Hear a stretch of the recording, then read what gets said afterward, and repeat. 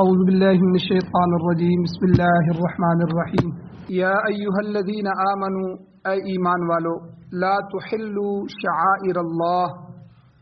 نہ حلال سمجھو نہ بے حرمتی کرو اللہ کے شعائر کی ولا الشہر الحرام اور نہ حرمت والے مہینوں کی بے حرمتی کرو ولا الہدی اور نہ ہدی کی بے حرمتی کرو ہدی یعنی ان جانوروں کی جو اللہ کی نیاز کے طور پر کعبہ شریف کی طرف لے جائے جاتے ہیں ولا القلائد اور نہ ان جانوروں کی بے حرمتی کرو جن کے گلے میں پٹا ڈالا جاتا ہے اور ان کو قربانی کے لیے لے جایا جاتا ہے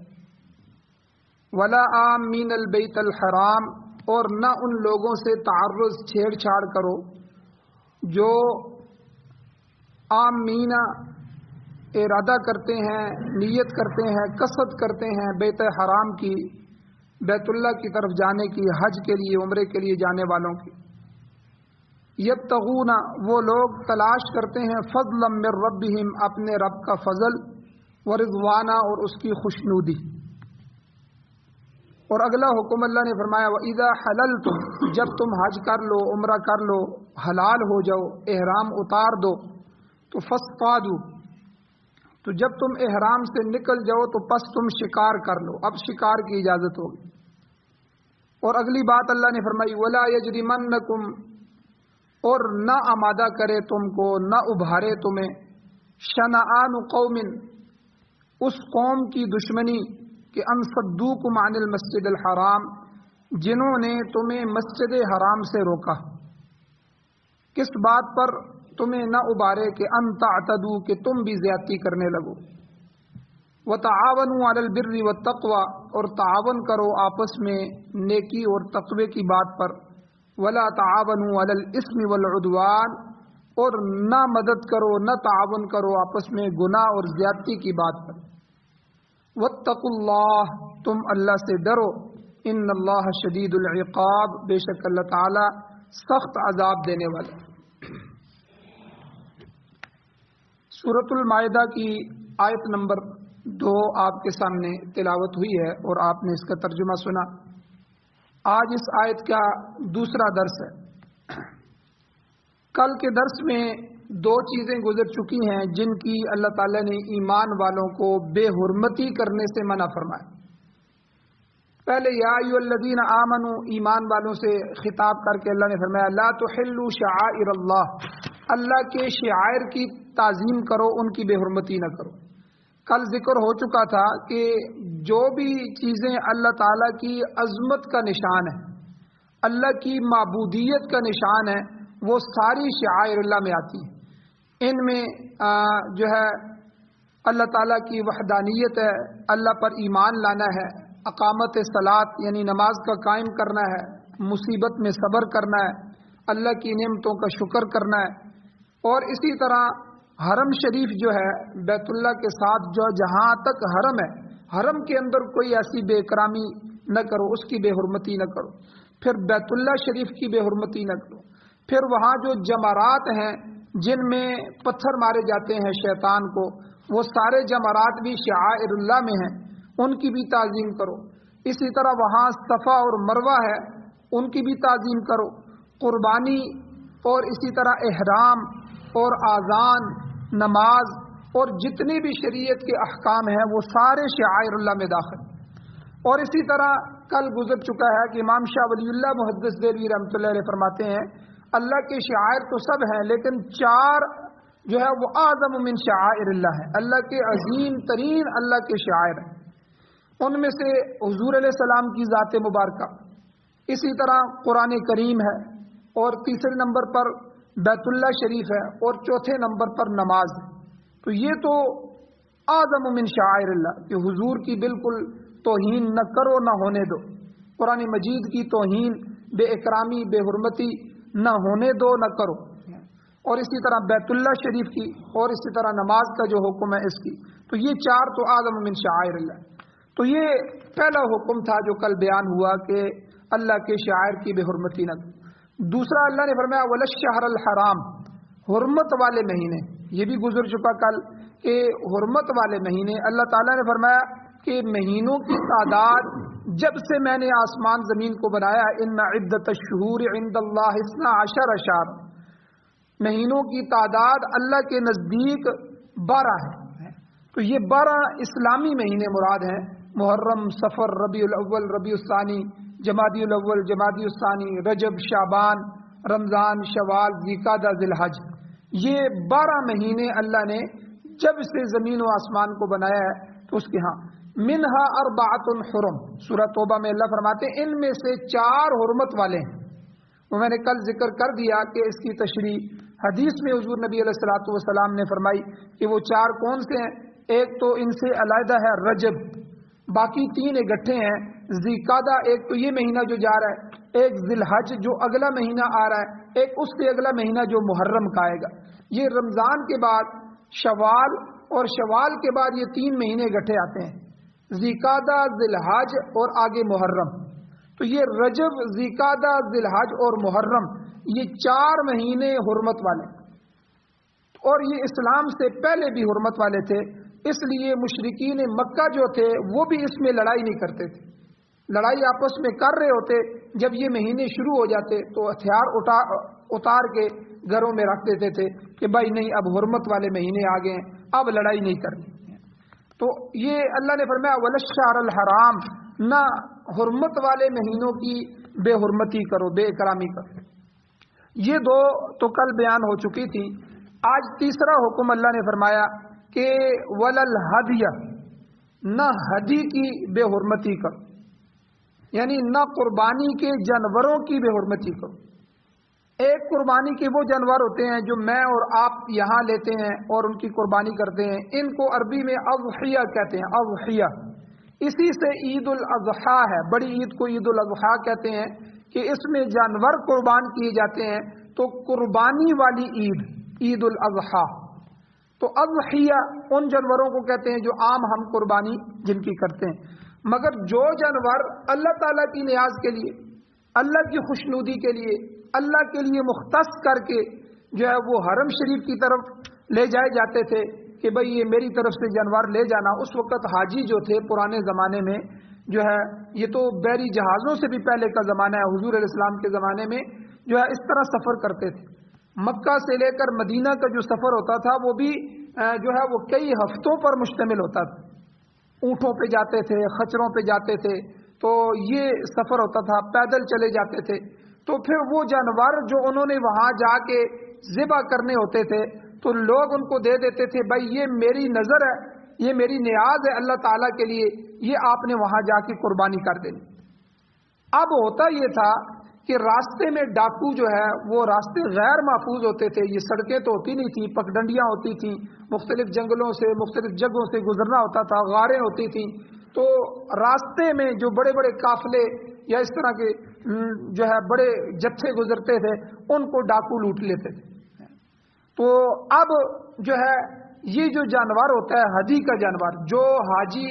لے کے جا رہے ہوتے ہیں بیت اللہ کی طرف، اس کو خاص وہ نشانی لگا دیتے تھے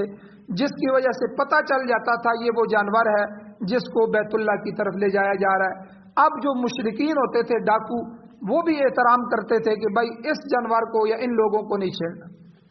تو اس کے علاوہ بھی اللہ نے فرمایا وَلَلْهَدْيَ، کہ تم نے ہدی کو نقصان نہیں پہنچانا۔ ہدی وہ جانور ہوتا ہے جس کے بارے میں ابھی میں نے بتا دیا کہ جو اللہ کی خوشنودی کے لیے، اللہ کی نیاز کے لیے حرم شریف کی طرف لے جائے جاتے ہیں، تو یہ بھی محترم ہے اللہ کے ہاں، یہ جانور بھی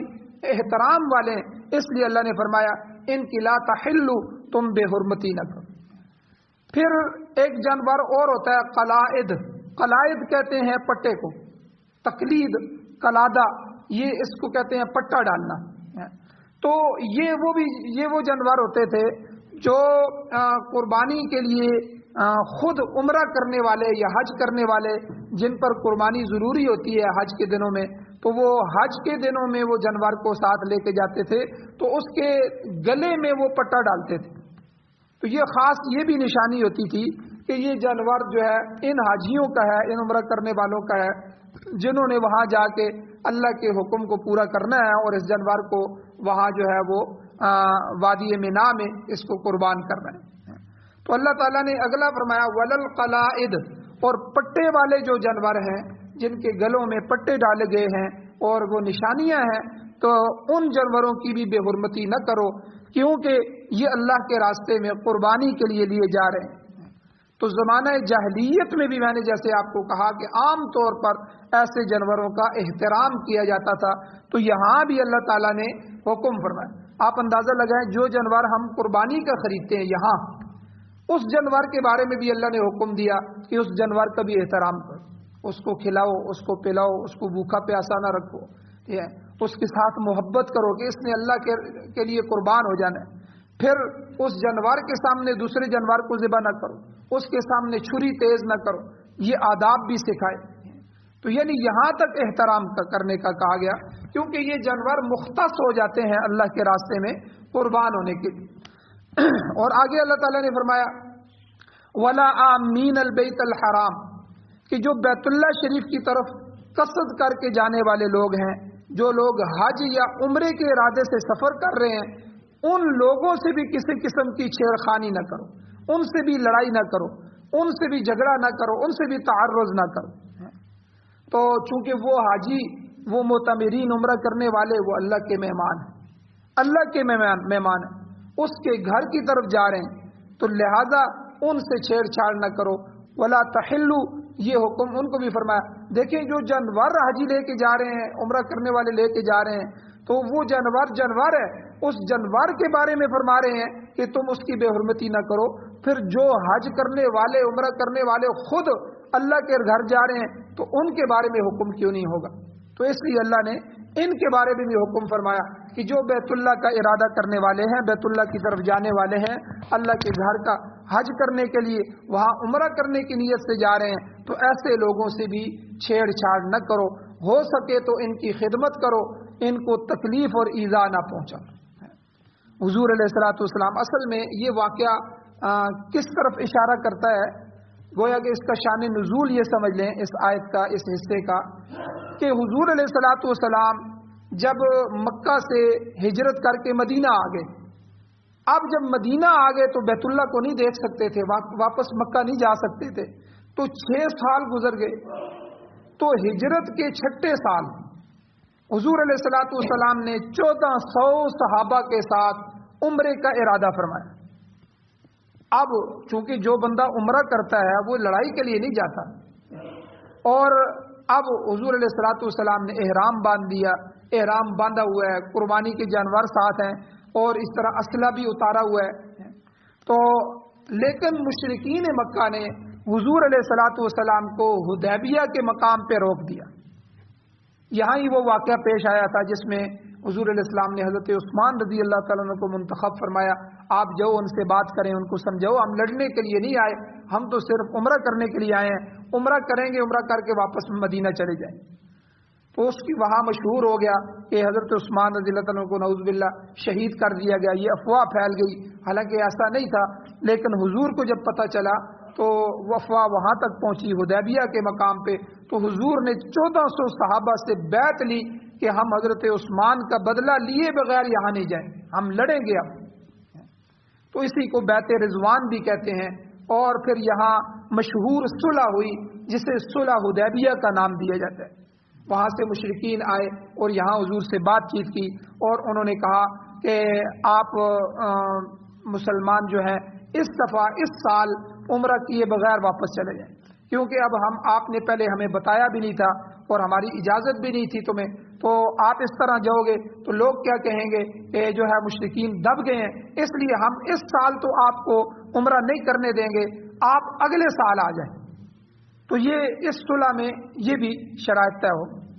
چنانچہ صلح کی شرائط کے مطابق اب چونکہ جب عمرہ ہو جائے، عمرے کا احرام باندھ لیا جائے، یاد رکھیں جب بندہ احرام باندھ لے اور نیت کر لے، پھر کسی وجہ سے عمرہ نہ کر سکے، فلائٹ لیٹ ہو جائے، ملک کے حالات بدل جائیں یا کوئی اور مسئلہ ہو جائے، تو یہ عمرہ، یہ حج اس پر فرض ہو جاتا ہے۔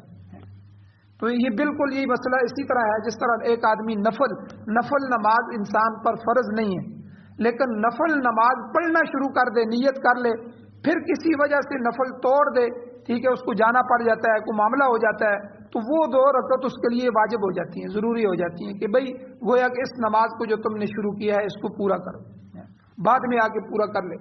تو اسی طرح جب بندہ احرام باندھ لے اور نیت کر لے، نیت کرنے کے بعد اگر کسی وجہ سے جو ہے وہ عمرہ نہیں کر سکتا تو وہ عمرہ اس پر لازم ہو جاتا ہے۔ تو حضور نے تو احرام باندھے ہوئے تھے اور جانور بھی ساتھ لے کے آ رہے تھے، اب یہاں سے مشرکین نے روک دیا، انہوں نے کہا اس سال تو آپ کو عمرہ نہیں کرنے دیں گے، کسی صورت نہیں کرنے دیں گے، اس سال واپس چلے جائیں، اگلے سال آ کے عمرہ ادا کریں۔ تو یہاں پھر وہ واقعہ بھی پیش آیا، چونکہ صحابہ بڑے انتظار کے بعد ہجرت کر کے گئے تھے، اپنے علاقوں کو چھوڑ کے گئے تھے، اپنے قبیلے کو، خاندان کو، اور اللہ کے گھر بیت اللہ کو اتنے عرصے سے دیکھا بھی نہیں تھا، ایک جذبے کے ساتھ آئے تھے، اور حضور علیہ الصلوۃ والسلام نے حکم دے دیا بھائی احرام اتار دو اور جانور ذبح کر دو، یہاں ہی جانور ذبح کرو، چونکہ یہ جانور مختص ہو گئے ہیں اللہ کے لیے، عمرے کے لیے، تو اس لیے آپ جو ہے ان کو یہاں ذبح کرو اور احرام اتارو۔ اب صحابہ جو ہے وہ احرام نہیں اتار رہے، بڑے یہ صلح بڑی سخت صلح تھی اور اس کا جو ہے بڑا اثر تھا ان پہ، تو حضور بڑے غمگین اپنے خیمے میں واپس آئے، اللہ جزائے خیر دے، ام المؤمنین حضرت ام سلمہ رضی اللہ تعالی عنہا حضور علیہ السلام کو پریشان دیکھا تو فرمایا حضور کیوں پریشان ہے؟ فرمایا میں ان کو حکم دے رہا ہوں کہ احرام اتار دو اور جانور ذبح کر دو، اس سال ہم نے عمرہ نہیں کرنا، اگلے سال کریں گے، تو یہ نہیں اتار رہے۔ تو انہوں نے بڑی شفقت سے، بڑی محبت سے حضور کو فرمایا حضور ان کو غم ہے، ان کو دکھ ہے، انہوں نے کافی عرصے سے بیت اللہ کو نہیں دیکھا، اللہ کے گھر کو نہیں دیکھا، اب یہاں تک پہنچ آئے تھے حدیبیہ کے مقام پہ، قریب آ گئے تھے، اب یہاں سے یہ واپس جا رہے ہیں تو ان پر بوجھ ہے، یہ آپ کے مخالف نہیں ہیں، یہ آپ کے اوپر جان دینے والے صحابہ ہیں، اس لیے میں آپ کو مشورہ دیتی ہوں آپ اس طرح کریں کہ آپ باہر نکلیں، سب سے پہلے آپ اپنا سر منڈائیں،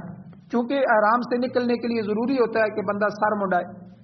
حلق کروائیں، تو آپ سر منڈائیں گے، آپ احرام کھولیں گے، آپ اپنی قربانی دے دیں گے، جانور کو ذبح کر دیں گے یہاں، تو یہ آپ کے دیوانے ہیں، یہ آپ کو دیکھ کے کر دیں گے۔ اور یہی ہوا، بڑے حضور خوش ہوئے، باہر آئے اور جو ہے وہ حالق کو بلایا جو صحابی تھے سر مونڈنے والے، ان کو کہا بھئی میرے سر کو مونڈو۔ اب جو ہی حضور علیہ السلام کے سر پہ اس طرح رکھا گیا، حضور کے بال مونڈے گئے، تو سارے صحابہ سمجھ گئے کہ اب واقعی یہ پکی بات ہو گئی ہے، تو اب عمرہ جو ہے نہیں کرنا، اب سب نے احرام کھول دیے اور وہاں سے پھر نکل آئے۔ پھر مدینہ طیبہ واپس آ گئے اور آپ علیہ الصلوۃ والسلام نے پھر 6 ہجری کے بعد 7ویں ہجری اگلے سال عمرۃ القضاء فرمایا، یہ عمرہ تھا لیکن یہ عمرۃ القضاء تھی جو پچھلے سال نہیں کر سکے تھے، تو یہ عمرے کی قضاء فرمائی۔ تو اب اس آیت میں اللہ تعالیٰ اس قسم کے واقعات کو روکنے کے لیے مشرکین کو گویا کہہ رہے ہیں کہ بھئی حج اور عمرہ کے ارادے سے حرم جانے والے لوگوں کے ساتھ بھی کسی قسم کی چھیڑ چھاڑ نہ کرو، ان کو نہ روکو اللہ کے گھر سے، ان کو عمرہ کرنے سے اور حج کرنے سے نہ روکو، یہ ان کی بے حرمتی ہوگی، اور یہ گویا کہ ان کو ادب احترام جو ہے اس کو جو ہے اس کے خلاف ہوگا، لہذا تم عمرہ کرنے والے اور حاجی جو اللہ کے مہمان ہوتے ہیں ان کا ادب، ان کا احترام بھی ملحوظ خاطر رکھو۔ تو یہاں اللہ نے فرمایا لا تحلوا، کہ آگے اللہ تعالیٰ نے جو حکم دیے ان میں سے یہ بھی فرمایا ولا آمین البیت الحرام، جو بیت الحرام کے یعنی بیت اللہ کا ارادہ کرنے والے ہیں، وہاں جانے والے ہیں، ان کا بھی خیال رکھو، ان کے بھی خلاف نہ کرو۔ اور آگے اللہ تعالیٰ نے فرمایا کہ یہ جو لوگ حج کے لیے عمرے کے لیے جا رہے ہیں یہ کیوں جا رہے ہیں، وہاں ان کا کیا کام ہے؟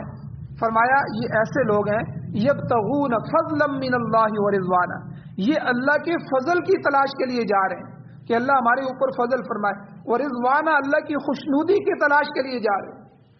تو یہ تو بڑے قیمتی لوگ ہیں جو بیت اللہ کے لیے جا رہے ہیں۔ سورہ فتح کے اندر اللہ تعالیٰ نے جہاں بیت رضوان اور سورہ حدیبیہ کا ذکر ہے 26واں سپارہ، وہاں اللہ تعالیٰ نے یہی 2 صفات حضور علیہ السلام کے صحابہ کی بیان فرمائی، فرمایا محمد الرسول اللہ والذین معہ، کہ محمد صلی اللہ علیہ وسلم جو اللہ کے رسول ہے وہ، اور والذین معہ جو ان کے ساتھ ہیں یعنی ان کے صحابہ، حضور اور ان کے صحابہ کے بارے میں فرمایا محمد الرسول اللہ والذین معہ اشداء علی الکفار رحماء بینہم. پہلے تو ان کی صفت بیان فرمائی کہ کافروں کے لیے یہ بڑے سخت ہیں، ننگی تلوار ہیں، لیکن رحماء بینہم یہ آپس میں بڑے رحم دل ہیں، آپس میں بڑی محبت کرنے والے ہیں. یہ صحابہ کی صفت تھی. یہ صفت بیان فرما کے اللہ تعالیٰ نے ان کا عمل بیان فرمایا. فرمایا تراہم، تو ان صحابہ کو دیکھے گا رکعا سجدا، کہ وہ کبھی رکوع میں ہوں گے، کبھی سجدے میں ہوں گے، دن میں بھی نمازیں پڑھ رہے ہوں گے، رات کو بھی پڑھ رہے ہوں گے، اور اللہ کے سامنے اٹھ کے رو رہے ہوں گے. تو کثرت کے ساتھ نوافل پڑھنے والے جو ہے وہ صحابہ اکرام تھے. تو اللہ تعالیٰ نے فرمایا تراہم رکعا سجدا، کہ تم دیکھو گے کہ وہ صحابہ اکرام کوئی رکوع کر رہا ہے، کوئی سجدہ کر رہا ہے. کیوں کر رہا ہے؟ اللہ آگے یہی دو صفتیں، یبتغون فضلا من اللہ ورضوانا، کوئی اور ان کی مقصود نہیں ہے بلکہ وہ اللہ کے فضل کو اور اللہ کی خوشنودی کو تلاش کر رہے ہیں. اب دیکھیں آج کا جو رافضی ہے، رافضیوں کا عقیدہ ہے نعوذ باللہ، وہ کہتے ہیں جو یہ حضرت ابوبکر صدیق رضی اللہ تعالیٰ عنہ، حضرت عمر رضی اللہ تعالیٰ عنہ، یہ جو لوگ تھے حضور کے ساتھ، یہ منافقت کے ساتھ نعوذ باللہ حضور کے ساتھ تھے. یہ بعد میں حکومتوں کے لیے جڑے ہوئے تھے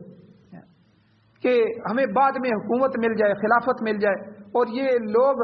اس مقصد کے لیے حضور کے ساتھ جمع تھے نعوذ باللہ. تو حالانکہ قرآن کیا کہہ رہا ہے کہ آپ ان نبی صلی اللہ علیہ وسلم اور آپ کے صحابہ کو دیکھو گے کہ وہ کبھی رکوع میں ہیں، کبھی سجدے میں ہیں. اللہ ان کے اخلاص کو بیان فرما رہا ہے یبتغون فضلا من اللہ ورضوانا، کہ یہ اللہ کے فضل کو، اللہ کی خوشنودی کو تلاش کرتے ہیں، اللہ راضی ہو جائے، اللہ کی رضا ہمیں مل جائے، اللہ تعالی ہمارے اوپر فضل فرما دے، اللہ تعالیٰ کی نظر میں ہم اچھے ہو جائیں، اللہ کے ہاں کوئی مرتبہ اور مقام مل جائے، اللہ اپنے قریب فرما لے، ہماری اللہ آخرت اچھی کر دے. تو یہ مقاصد ہوتے ہیں صحابہ کے، یعنی اللہ صحابہ کا اور حضور کا اخلاص بیان فرما لے. تو بہرحال یہاں اللہ تعالیٰ نے یہ فرمایا. باقی اس میں کچھ تفصیل ہے انشاءاللہ وہ کل کے درس میں بھی بیان کی جائے گی. اللہ تعالیٰ سے دعا ہے اللہ تعالیٰ ہمیں عمل کی توفیق عطا فرمائے. آمین. الحمدللہ رب العالمین والعاقبۃ للمتقین والصلاة والسلام علی رسولہ النبی الامی الکریم. اللهم ربنا آتنا فی الدنیا حسنۃ وفی الآخرۃ حسنۃ وقنا عذاب النار. یا اللہ ہماری کمیوں کوتاہیوں کو معاف فرمائے، درگزر فرمائیے، صغیرہ کبیرہ گناہوں کو معاف فرمائیے. یا اللہ ہمارے حال پر رحم فرمائیے. یا اللہ ہر طرح کی کجی سے، ہر طرح کی کمیوں سے محفوظ فرمائیے. یا اللہ اپنے شاعر کی، قرآن مجید کی، حضور کی، یا اللہ اور اسی طرح شاعر اللہ جتنے بھی ہیں، یا اللہ سب کی محبت ہمارے دلوں میں ڈال.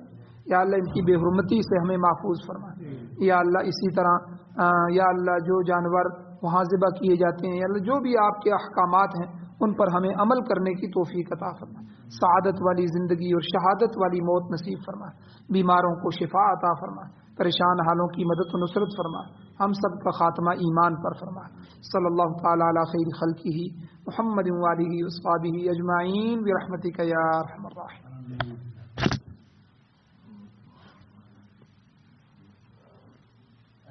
وعلیکم السلام.